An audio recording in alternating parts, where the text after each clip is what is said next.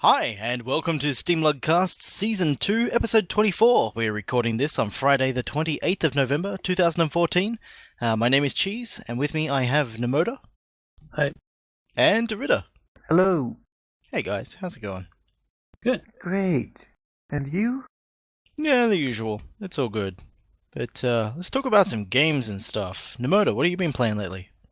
Well, Factorio, as usual. Multiplayer is pretty awesome in that. Gensovicus Online, we've had our pretty awesome events. And I picked up in this recent sale Crypt of the Necrodancer, which is pretty fun. How much of that are you playing? Powerpuff Girls game. A couple hours maybe at most. I got through the first stage. How do you find it? Challenging. I'm not used to rhythm style stuff, so it's hard to keep up with it. But the design is nice. The Powerpuff Girls game I played, really short, but it's kind of fun. And New style or old style? old style, of course. Goodbye. And the game RYMDKAPSEL, or however you're supposed to pronounce that, but that's kind of neat. Rymdkapsel. It's kind of a space-based style, simplified polygon game. You just build some bases and some soldiers and things. That's kind of fun. Neat. So what have you been playing, DerRidda? I've been playing through Doom 3 BFG via RB Doom 3 BFG, which is a port of the open source code. And it's running quite excellent, so if you want to play Doom 3 natively on Linux, I totally recommend that. And don't forget to compile it for SDL2 to have awesome input and multi-monitor support, and you can play this start to finish without any issues. And it even includes Doom 3 BFG includes all the classic Dooms, like Doom 1 and 2, and the add-ons for Doom 3, so it's a lot of content. How long did it take you to finish? The base game, that was a long sucker. It took me like something under 10 hours, maybe. Yeah, okay. So is this RB Doom based on IO Doom, sorry? Or is it like its own thing? It's on the actually fresh code drop for Doom 3 BFG. I mean, they did like instantly update their ITEC 4 code drop when they released BFG, so that has some time to mature. I know like the original Doom 3 port had like direct also support and stuff that made it difficult to use with pulse and stuff like that. You couldn't tab out of the game. Is that kind of updated in that? I mean, it uses STL, so it should go through STL, and STL can handle like everything for the audio backend, so there should be no problem. Cool. So, what have you been playing, Cheesecake? I have. I haven't been playing much lately. I've been making games rather than playing games. But I did find myself getting distracted one evening when Norbert mentioned that the Prince of Persia SDL port has sound in it. And I just kind of fired it up to see, how well that worked. And then like a couple of hours later I went, oh, I'm not doing any work. I'm just playing Prince of Persia. Nice. I love that game. It's so good. I played a bit of Sanctum 2 the other day, which is cool. Been trying to do some Necrodancer daily challenges. And yeah, as you mentioned before, we've been having some good Guns of Icarus online events and stuff. And we had one earlier today that, I don't know, it was a little bit quieter, but we had a couple of new faces, played for a fair while. Yeah, I got to try some new ship loadouts and play the Galleon, which I hadn't done in quite a while. It's pretty fun. Yeah, that's a nice thing about being able to play regularly, is that it's an opportunity to check out different stuff with different people and that sort of thing. But yeah, moving on to other community stuff. As far as past events go, we had a Sanctum 2 event a little while back, which I played. There were a few lobbies going on. I had to drop out early, but people seemed to be having fun. We had our Worms Reloaded event, which again, had a bunch of people come through, played a bunch of games. It was good. I didn't make it to the Double Action Boogaloo one. Did you guys manage to catch those? Oh yeah, I was around for that, and it was a blast. We had lots of people and lots of fun. It's really a game we should put in our main list. I think people, especially if it keeps developing in a stellar direction, people will love it. Cool, I missed it, but it sounds like a lot of fun.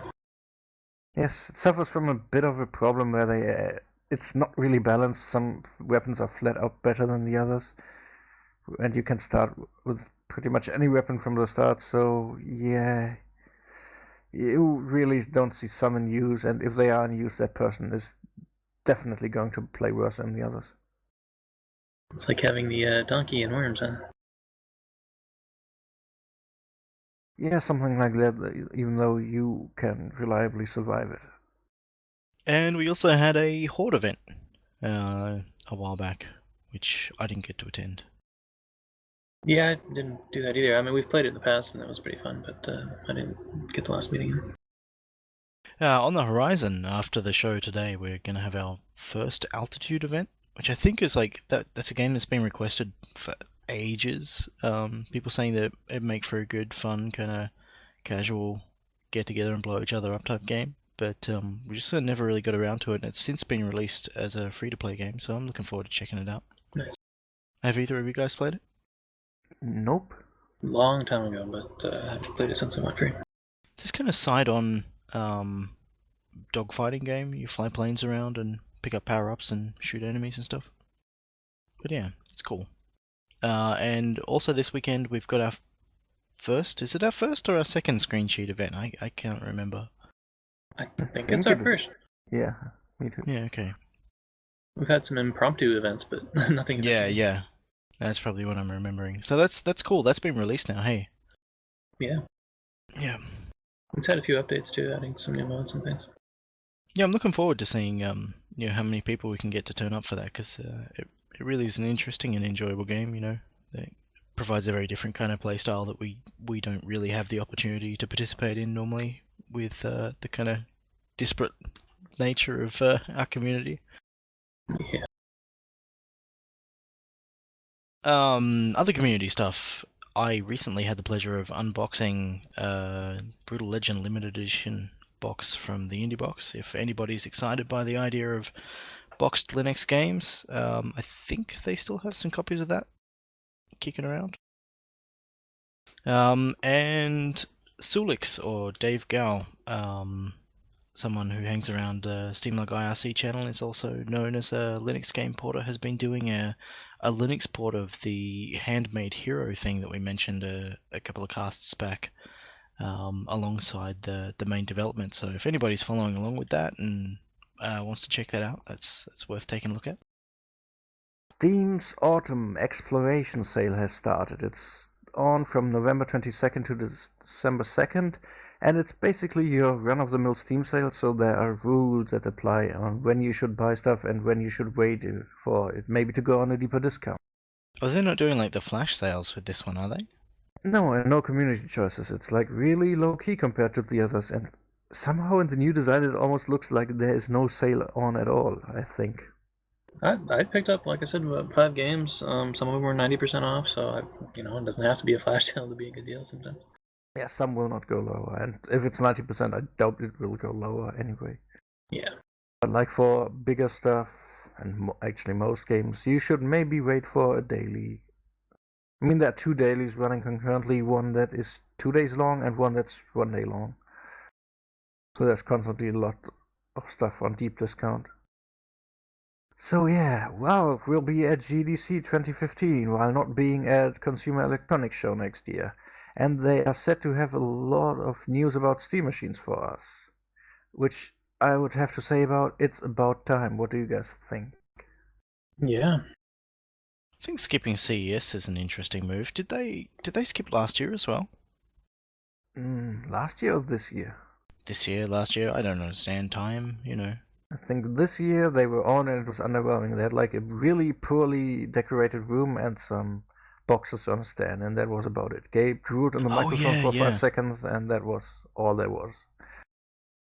It was thoroughly unimpressive, and the press was also thinking, like, what the heck just happened here? Well, I think GDC is a better place to deal with that because developers. Oh, come on. Now, they have to convince these people to port their stuff to Linux, so they have to have Steam machines thrown at them and see it in action to believe it, so they will eventually port their games. Yeah, I mean, I've seen some people commenting saying that the Steam machines aren't going to be a big deal or they're not going to really pursue them, but it sounds like they're definitely committed and be interesting to see how that comes out. Yeah, I think it's too early to kind of gauge the impact and the dynamics of how it's all going to play out. Like, it's very hard to know where it's all going to go from here. Hopefully to the place where we get lots of awesome games on Linux. Yeah, definitely.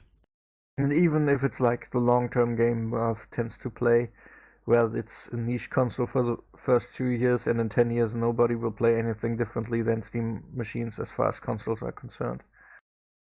Yeah, who knows? Who knows? I mean, like, I get the impression that the gamepad that they're making is going to be a big thing that brings a lot of people over who might otherwise not be interested. Well, on the flip side, people might just pick them up to use on Windows machines too, so, who knows how that'll all work out. Yeah, maybe. I got the impression though that they were planning to just not ship the gamepads independently Well, that'd be or interesting. individually. I would hate that. That would be awful. I mean, Be funny though. why not ship that to their players? Why not pretty much define the standard for a gamepad if you can do it for all systems? Yeah. Well, aren't they opening up the hardware specs so that anybody can make their own? Yeah, for the most part, based on SteamOS, so it's all pretty much open from the start. That's the gamepad. I don't think they had any plans to have the gamepads vendor specific. I mean, they are making that to spec and it has to be shipped, as far as I know. But they had released some hardware designs. I definitely saw chassis stuff. I don't know about electronics. I didn't look that closely, but they were inviting beta participants to customize and hack on things. But I could be remembering wrong. I don't know. So, tech news. Yeah. Tell us about this tablet thing that everyone's going on about. Jolla Tablet. It's up for crowdfunding on Indiegogo and it has already brutally murdered its initial funding goal. And now they are to some stretch goals that seem to have some people niffed, but they are logical because stuff like higher capacity SD card support has some licensing fees attached to it. So yeah. So what exactly is the Jolla Tablet? It's a tablet that is Intel based and it runs Sailfish OS, which is a proper Linux for all I know, not like some bastardized stepchild like Android. That means you might even be able to play some actual Steam games on it. And it's not really the greatest, most powerful thing, but you might get FTL going. And that's basically all you need on the go anyway. Yeah. So, the GameCube controller adapter for the Wii U that was released for Super Smash Bros., the one for Wii U, that works on Linux with a nice driver. And, well, I mean, it's a great controller, and if you have some of them lying around, it might be cheaper to get this adapter than to get, like, a entirely new Xbox controller, especially since they are better than the Xbox controller, in my opinion. So, yeah. You can use it. Yeah, and I saw a bit ago somebody said the Wii U, I don't know, I think one of the Wii devices was a steering wheel, and then it worked perfectly for your truck simulator and games like that, natively in Linux, so they didn't have to do any driver hacking or anything. Thanks, SDL. Yeah, this seems to be a userland tool. You have to run it when you want to use the controller. And there have been some custom-made adapters around for the GameCube controller for PC systems, but none of them had the actual shoulder bumps mapped as analog inputs, and this one does it, so it's the best to get if you actually are like emulating GameCube and Wii games that use that controller. So, general gaming news. Another update on Civilization Beyond Earth. Looks like they're making some progress on it. Mac build is supposed to be out pretty soon. That's already released, isn't it? It is already out. Yeah. Oh, okay. And they're saying that the Linux build is still 2 or 3 weeks behind, I think they said. Yes. So that's going to put us having Beyond Earth by the end of the year. Yeah. if all goes to plan. Nice Christmas present for people that really like that kind of game. Yeah. And they've got a 16% off sale, so you can grab it from them directly. But I think it's also 30% off in the Steam sale if you're willing to pick it up before the Linux version is available. I'm happy to wait for that one. Yeah, same here. But yeah, it'd be nice to see what kind of reception that has when it lands. And it's been cool to see them doing that sort of ongoing blog post talking about how things have been going for them.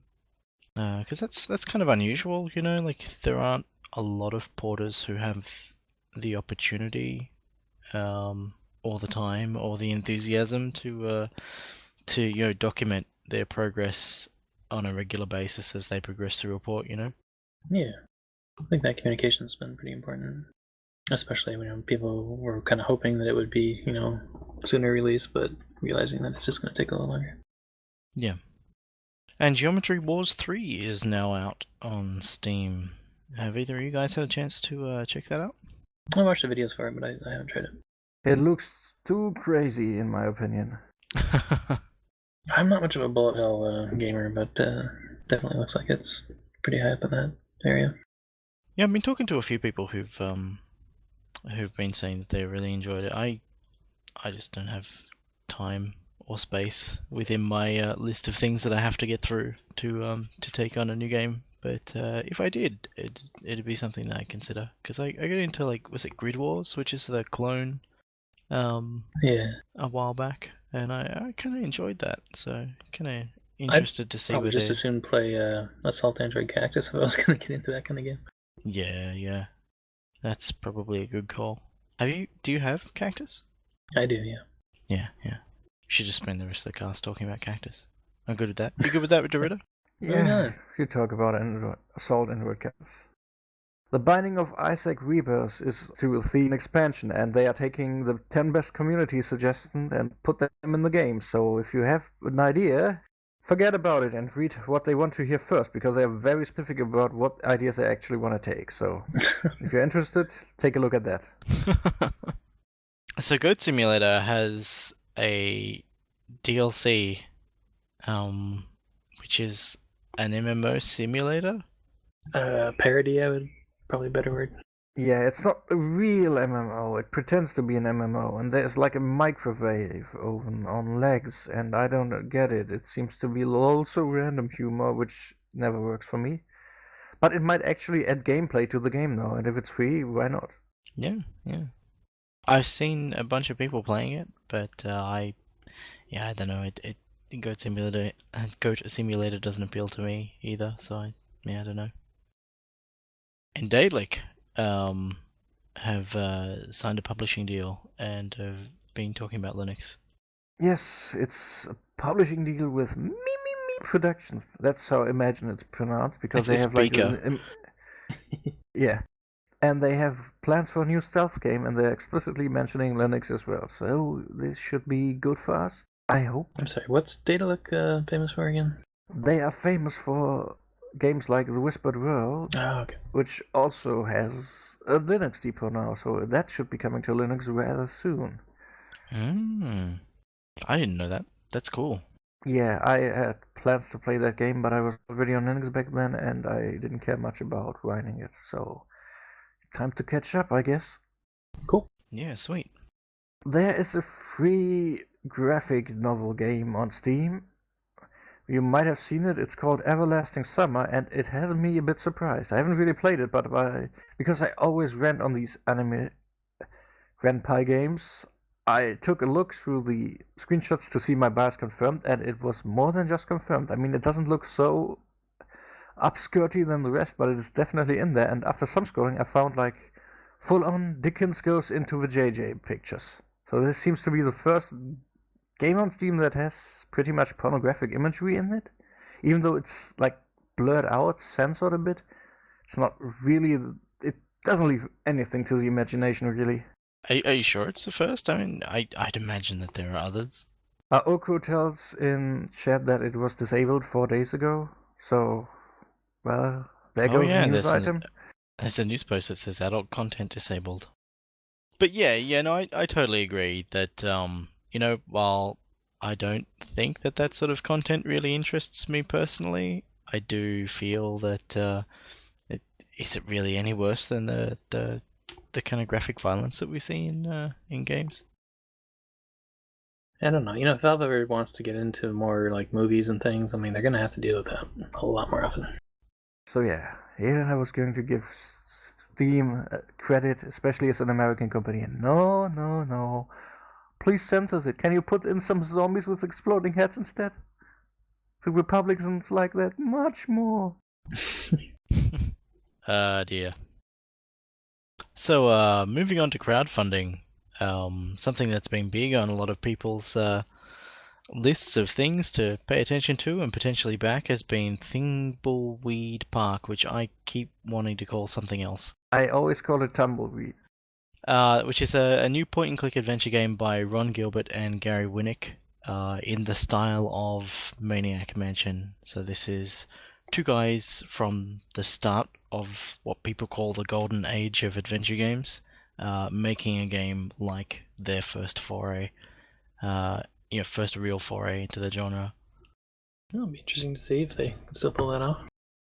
They certainly seem to have struck a chord. They blew past their funding goal quite quickly, and I believe that they have also passed one of their stretch goals already, or two of their stretch goals. Let me double check that so that I'm not just talking out my backside. Yeah, so they've done three. Although I think one doesn't count because it's like $1 above the previous goal.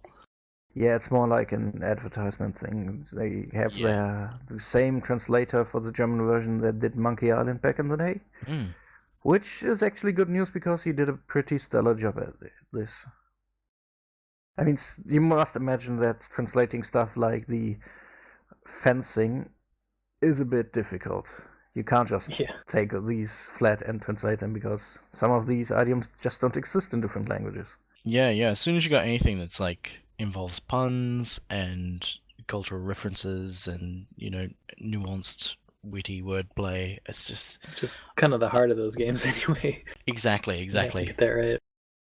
And when we did Costume Quest for Game Club, we were talking with Lee about the hurdles that they faced with trying to localize that game because that's full of weird puns and stuff as well. And it's a nightmare not just for the people doing the localization, but for the developers or the writers who have to go back and explain what everything means and say, no, this isn't a reference to this. It's just take this one at face value, but this one over here is really a pun.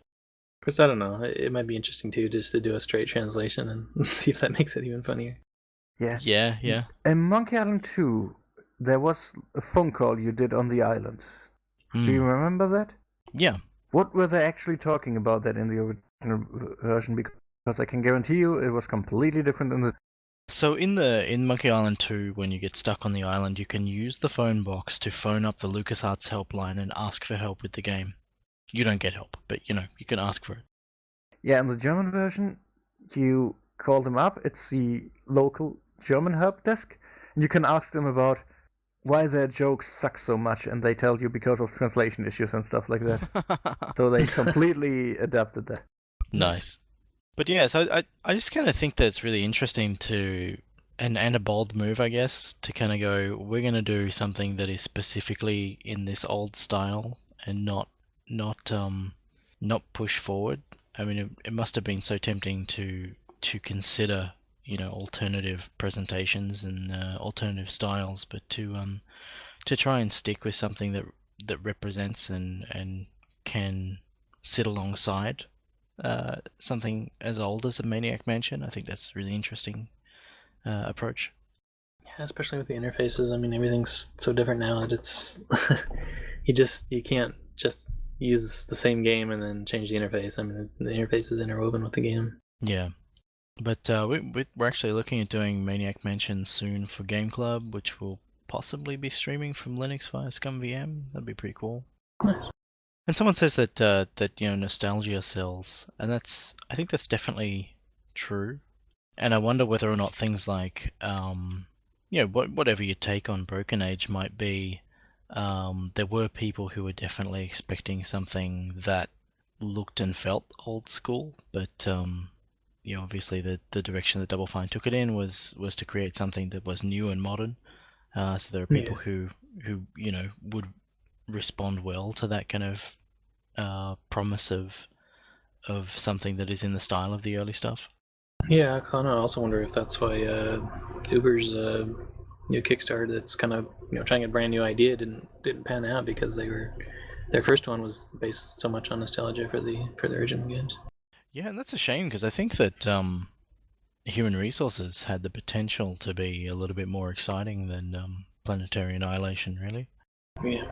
But yeah, I guess you're right, judging by the results, that Double Fine got slapped in the face a bit for Broken Age, and in Exile they totally delivered on their retro promise and they get praised. That is what sells, that is what people expect. Well, I think that people's attitudes towards Broken Age will probably change when the game's out and people can see it as a whole and judge it as a whole thing. Yeah, that's a problem then. So what's this Johnny Rocket Fingers all about? Norbert sent this one in. He's been pretty excited about the project. It's like a hand animated game, which looks kind of neat. Is it an adventure game, or it's kind of hard to tell what they're doing with it? It looks like one. We can't really tell you much, but Norbert said it's like a favor to the community. We are generous gods here. No, it is meant to be a point and click adventure game. I just say that it didn't grab me personally, but it certainly looks like they're putting a lot of effort into it. Hand drawn animation is always a lot of effort, and I have nothing but respect for people who do that. Even if it's stick figures, yeah. Yeah, if you look at some of the animations they do, though, like obviously the main character is a stick figure, but everybody else is not. Well, it certainly looks like it's a kind of surreal, kind of crazy out there adventure thing. Yeah. So, like something that that you pointed out just before the cast started, Nemoder, Inner Space. You want to tell us about that? Yeah, I just looked over briefly. Looks like a kind of a flying exploration, gather things, bring them back. But it's just kind of an artistic looking game Kickstarter that's still going on. So definitely worth checking out. Yeah, it looks like something that I could really get into. In fact, I've already backed it. Between when the show started and now. Nice. It reminds me a little bit of there was an Amnesia Fortnite pitch that was about this kind of exploration in a sort of surreal world. And yeah, I get just the aesthetic style of this is kind of nice, and it looks like they've got an interesting approach to movement, and that movement is something that they care about. If that's the case, then I'm totally going to enjoy this. Yeah, just looking at the video, it's kind of mesmerizing. Very smooth movement. Yeah, but yeah, I did come across another game. No, sorry, go ahead. Sorry. I was just going to move on and say that there was another Kickstarter for this game called Hollow Knight, which looks somewhat interesting. It's a kind of a platformer game. We've got a lot of those, but if you're excited about that kind of thing, check it out. Yeah, it's got this kind of cute hand-drawn style. It looks like it's got a lot of charm behind it. Yeah, I mean, as long as people are putting effort into the platformer games and they're not just kind of a rehash of the same games, then it's all kind of fun to see what they can do. Yeah. Well, something we didn't mention earlier, which should be of interest, I know, to a couple of people within the community who have been hanging out for it. Distance is going to be launching on Steam Early Access on the 9th of December.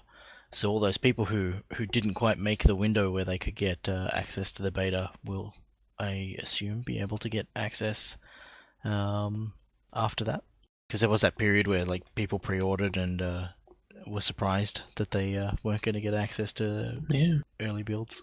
Well, I hope it does well, because people have been saying that we're missing racing games for a long time now. Yeah, I really like what I've played so far. I think I've put maybe 20 hours into the game across the various alphas and betas and stuff. Cool. And I'm really impressed. I think it's got a lot of potential to be something really cool. Well, did we run out of talking points? I guess we did. This was one slow 2 weeks. Yeah. Because all the Americans are eating turkey and are not producing games and news. Blame America! I don't know. It's been good for me because I like I said, I've been stuck, just focusing on development stuff. So it's been nice to know that I haven't missed out on a lot. Yeah, so if anyone has to yell something at the chat that we totally missed but is awesome, please do so now. People are mentioning War Thunder. I played it just a little bit, and I kind of like the mechanics. It's got a kind of a unique way of hit detection and showing how the actual people inside the vehicles take damage and stuff, which is kind of cool. But we talked about that last time already, because it has been out for a while. Like, all the interesting stuff has happened before the last cast, and we talked about most of it. Yeah. But it is the season for not much news. That's cool. I mean, we can rehash stuff. It's all good. If there's anything that anybody's checked out in the meantime, because I mean, there's stuff that's happened that I hope to look into. Things like 7-day FPS. I'm planning to play through all the Linux games and do a write up like I did last year. So hopefully next time I'll have something cool to talk about there. Yeah, hopefully we'll work on the SteamLUG 7-day FPS project a little more too. It's kind of hit a lull right now, but still a lot of people willing to keep going on it. Yeah, I'm really looking forward to seeing that move forward. That's going to be really cool. Also, remember, December events are not yet scheduled. Everything is still open. So if there's anything you totally want to see, you should maybe give us some pointers. Yep. Yeah, we're always open to suggestions for game events. Even if it's an older game or something that's been around a while, just say, we'd like to get some more people in this game, and give us a time when you can be around, and we'll try to get an event scheduled for it. Yeah. There's the event suggestions thread that I just pasted there in chat, and we'll include in the show notes for people as well. Basically, the only restriction is that we are limiting ourselves to Steam games deliberately because we are SteamLUG, not every other game out there, Lug. Yeah. Although I suspect that when Haunt comes of age and becomes something that's playable and enjoyable, that we might schedule some events for that, because it's been something that's been made by people within the SteamLUG community. Well, clearly by that point it'll be of enough quality that it'll be on Steam already. Yeah, we'll push it through Greenlight. It'll go straight through. Be great. Totally. And then make $1 million. Yeah, I totally see that happening. No, I think if we did put it on Greenlight, and if it ever did make it to the Steam store, we'd probably make it free to play. It feels like that would be the least hassle to organize and coordinate. The thing is, we haven't even done No More Room in Hell since... a couple of months ago, wasn't it? Yeah, it was September, so yeah, that could totally be on again for this month. Yeah, we're totally overdue for that. Since people always show up for that. We always try to put in some free games, at least 2 or so per month, so that's... Even if people don't have a lot of money, they can join us. Yeah. Well, on that note, shall we wrap up and go and play some Altitude? Sure. Yeah. This has been another SteamLUG Cast. Thank you very much for joining us. It's been a pleasure as always. Remember that you can send us feedback via cast@steamlug.org or via @steamlug on Twitter. Send us your thoughts. We love hearing them. See ya. Bye. Goodbye.